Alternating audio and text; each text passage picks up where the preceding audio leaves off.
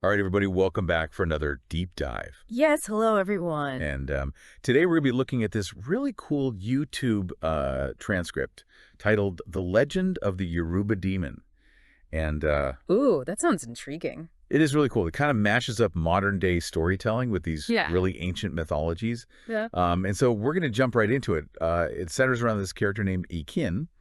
And, well, we're going to find out what happens with Akin. Well, right away, I mean, just that title, right? Yoruba Demon, it sort of grabs your attention. Clearly, we're dealing with something rooted in Yoruba culture, which, Yeah, as you know, has this incredibly rich and complex mythology. definitely. And, the word demon itself might sound, kind of scary, ominous, right? Yeah.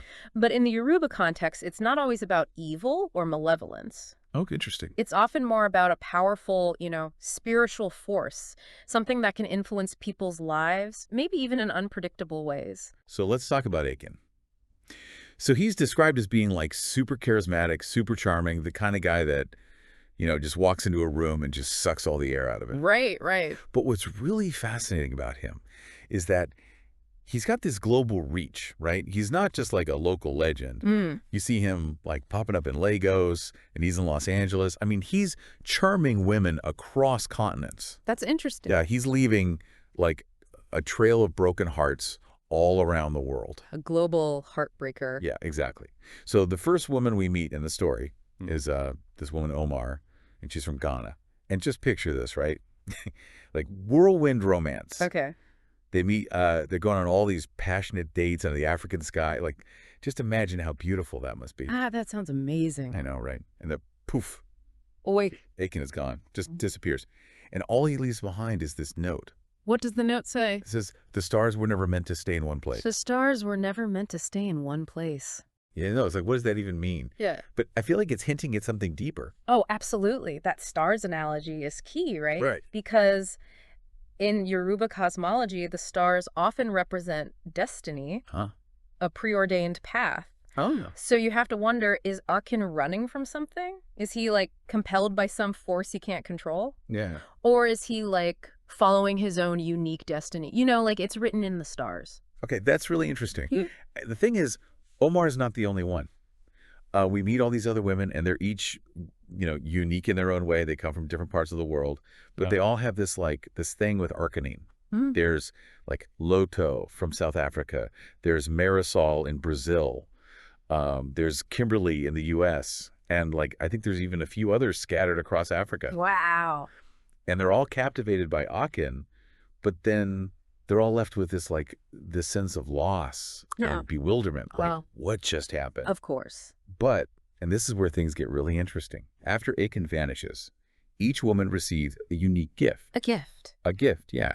And it's not just some random souvenir. It's something that feels really like specifically chosen Hmm. and has like deep cultural significance. What kind of gifts are we talking about? Okay, so for example, Omar, she receives this charm, and it has a Yoruba proverb carved into it. Okay. Lodo gets this box of handmade beads, Yeah. and Kimberly receives, get this, a vinyl record Wow. with a message inscribed in Yoruba. Those are really thoughtful gifts, but kind of strange from a guy who just disappeared. Yeah, right. But I mean, I think these gifts are more than just tokens, right? They're Yeah. they're clues. They're like little windows into these Yoruba traditions and beliefs. Oh, okay. That proverb on Omar's charm, for instance. Yeah. It might be talking about like the complexities of fate or the Mm. consequences of, defying destiny. Wow. These gifts, they invite us to see Akin, not just as this heartbreaker, but maybe as someone who is caught in a struggle much greater than himself. Oh, okay. Mm. So all these women, right, they realize that they're not alone, and they form this like super cool alliance called the Sunlit Sisters.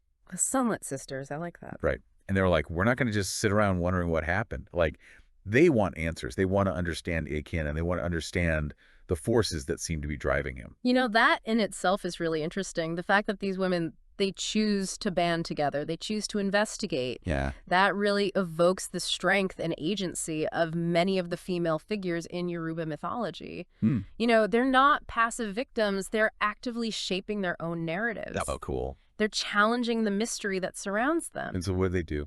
Yeah, what do they do? So they travel to Lagos, Akin's hometown. Okay. And there they unearth this like shocking family secret. And get this, it involves a connection to an ancient Yoruba deity. Ooh, now it's getting really I interesting. know, it's like, who is this guy? Seriously. So we've got destiny, we've got ancient deities. This is heavy stuff. I know, right? And this is where, like, the line between free will and destiny just gets totally blurred. Yeah, that's a good point because, Yoruba deities, they're known to influence human lives. Uh-huh. Sometimes they even, interfere with people's choices. Oh, wow. So we're left wondering, is Akin a willing participant in all of this? Or is he like a pawn in a much bigger game? Right. It really makes you question whether his actions are truly his own. And just when we're, like, on the edge of our seats, like, dying to know what happens next, Yeah. the video ends. Oh, no. A cliffhanger. I know, Yeah. right. And we're left with all these questions like, is Ikin really a demon? Or is he a victim of, circumstances beyond his control? It's a great question because, think about it this way. Could Akin actually be trying to break free from this influence? Like, could he be leaving these women behind not out of malice, but as a way to protect them? Oh, that's an interesting thought. Like, maybe he believes that by pushing them away, he's sparing them from being entangled in his fate. That's a really good point. So we've gone from this, what seemed like a simple love story, to, like, this complex exploration of Yoruba mythology, Yeah, destiny, the choices we make. It's like really made us think. it really has. So as you guys wait for part 2 of this, like, wild ride, Right? think about this. Is anyone ever truly in control of their own destiny? Or are we all in some way bound to forces larger than ourselves? That's a question for the ages. I know, right? We'll see you guys next time. See ya. Bye. Bye.